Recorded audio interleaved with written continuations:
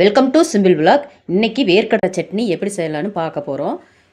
இது இட்லி தோசைக்கு ரொம்ப சுவையான முறையில் இருக்கும். சாதத்துக்கும் ரொம்ப கலக்கலான சுவையை தரும். கேழ்வரகு களிக்கு இந்த மாதிரி சுவையில் வேர்க்கடலை சட்னி அரைச்சி சாப்பிட்டிங்கன்னா ரொம்ப அருமையாக இருக்கும்.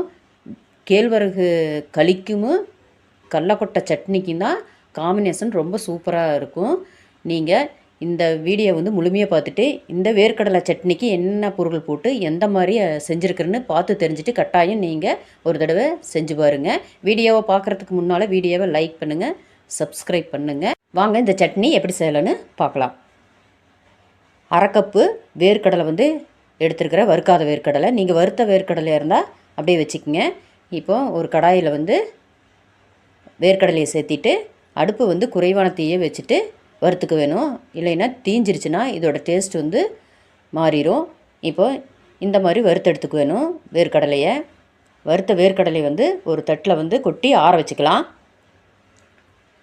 இப்போ இது ஒரு ஓரமாக இருக்கட்டும்.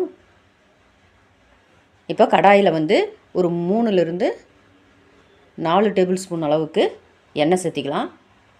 எண்ணெய் சேர்த்திட்டு சின்ன வெங்காயம் ஒரு 15 சின்ன வெங்காயம் சேர்த்திக்க வேணும். இதுக்கு நீங்கள் எந்த அளவுக்கு வேர்க்கடலை எடுத்துருக்கிறீங்களோ அதுக்கு தகுந்த மாதிரி கூட்டவோ குறைக்கவோ செஞ்சுக்குங்க. இப்போ இதோட 5 காஞ்ச மிளகாயை சேர்த்திக்கிறேன். இந்த வேர்க்கடலை சட்னிக்கு கொஞ்சம் காரம் அதிகமாக இருந்தால் சூப்பராக இருக்கும் டேஸ்ட்டு. இப்போ 6 பல்லு பூண்டு இதோட சேர்த்திட்டு வதக்கிக்கலாம். இந்த வேர்க்கடலை சட்னிக்கு காரம் கொஞ்சம் அதிகமாக சேர்த்துனிங்கன்னா சுவை ரொம்ப நல்லாயிருக்கும். இப்போ பாதி அளவுக்கு மேலே வெங்காயம் வதக்கி வந்துருச்சு. இப்போ இந்த டைமில் புளி இதோட சேர்த்திக்கலாம். நான் சின்ன நெல்லிக்காய் சைஸ் எடுத்து சேர்த்திருக்கிற புளி. நீங்கள் எந்த அளவுக்கு நிலக்கடலையும் சின்ன வெங்காயம் மற்ற பொருளெல்லாம் சேர்த்திருக்கிறீங்களோ அதுக்கு தகுந்த மாதிரி கூட்டவோ குறைக்கவோ செஞ்சுக்குங்க. புளி சேர்த்திட்டு ஒரு நிமிஷம் அப்படியே வதக்கிக்கலாம். நல்லா வதக்கினோன்னே இப்போ இந்த அளவு வதக்கினோன்னே போதும். இப்போ அதை ஆற வச்சிடலாம். அது ஒரு ஓரமாக இருக்கட்டும். இப்போ நம்ம வறுத்து வச்ச வேர்க்கடலை ஆறிடுச்சு. இப்போ இதோட மேல் தூளை எடுத்துக்கலாம். நீங்கள் கையால் இப்படி எடுத்தாவே மேல் தூள் வந்துடும்.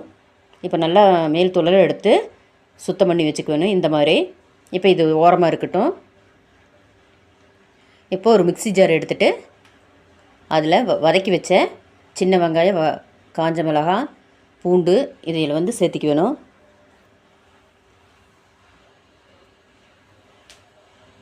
இந்த பொருள்களெல்லாம் சேர்த்திட்டு இதோட வறுத்த வேர்க்கடலையும் சேர்த்திக்கலாம். வேர்க்கடலையை சேர்த்திட்டு தேவையான அளவுக்கு தூள் உப்பு இதோடு சேர்த்திட்டு தண்ணி சேர்க்காமல் ஃபஸ்ட்டு ஒரு டைம் அரைச்சிட்டு அப்புறமா இதுக்கு தேவையான அளவு தண்ணி சேர்த்திக்கலாம். அதிகமாக தண்ணி சேர்க்கக்கூடாது, குறைவான தண்ணி தான் சேர்த்து அரைக்க வேணும். நல்லா கெட்டியாக இருந்தால் தான் நல்லா டேஸ்ட்டாக இருக்கும். அதே மாதிரி ரொம்ப நைஸாக அரைக்கக்கூடாது, கொஞ்சம் பருபருன்னு இருக்கிற மாதிரி அரைச்சிக்க வேணும். இப்போ கொஞ்சமாக தண்ணி சேர்த்து பருபருன்னு அரைச்சாச்சு. இந்த மாதிரி அரைச்சி வச்சுக்க வேணும். இப்போ இந்த அரைச்ச இதை வேர்க்கடலை சட்னி ஒரு பவுலில் மாற்றிட்டு இதுக்கு தாளிப்பு கொடுக்க வேணும். தாளிக்காமலும் சாப்பிட்டாலும் நல்லாயிருக்கும். தாளித்து இதோட கூடுதலான சுவை கொடுக்கும் இந்த வேர்க்கடலை சட்னிக்கு. இப்போ இது ஓரமாக இருக்கட்டும். இதுக்கு தாளிப்பு கொடுக்கலாம். தாளிக்கிறதுக்காக கடாயில் ஒரு 2 டீஸ்பூன் அளவுக்கு கடலெண்ணெய் சேர்த்திக்கலாம். கடலெண்ணெய் தான் சேர்த்த வேணும்னு கிடையாது, தேங்காய் சேர்த்துனீங்கனாலும் ரொம்ப சுவையான முறையில் இருக்கும். இப்போது கடுகு 1/2 டீஸ்பூனு, சீரகம் 1/2 டீஸ்பூனு இதோட சேர்த்திட்டு காஞ்ச மிளகாய் 2 கிள்ளி சேர்த்திட்டு ஒரு இனுக்கு கருவேப்பிலை இதோடு சேர்த்தி நல்லா எல்லாம் பொரிய விட்டுக்கலாம். இப்போ இதோட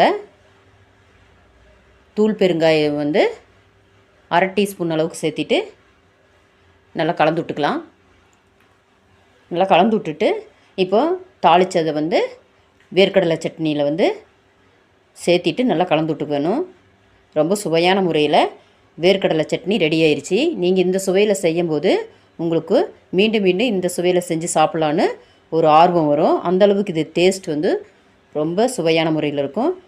கண்டிப்பாக இந்த மாதிரி இந்த டேஸ்ட்டில் வந்து வேர்க்கடலை சட்னி வந்து செஞ்சு பார்த்துட்டு எப்படி இருந்துன்னு கமெண்டில் கண்டிப்பாக சொல்லுங்கள்.